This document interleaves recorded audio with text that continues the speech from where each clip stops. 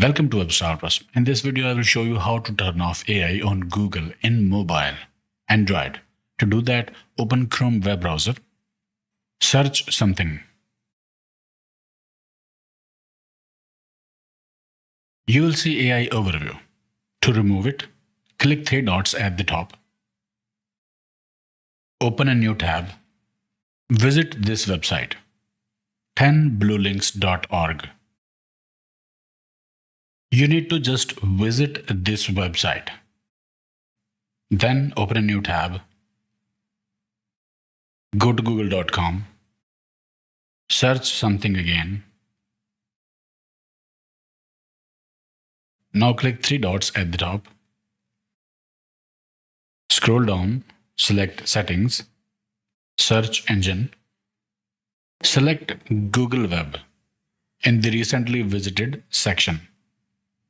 Go back. Now try searching something. AI overview removed. Now you can close the tabs, open a new tab again, search something, and you won't get the AI overview as long as you don't reset Chrome search engine settings. I'll provide the source URL in the video description. Okay, I hope it helped. Like, share, subscribe, and I will see you in the next one.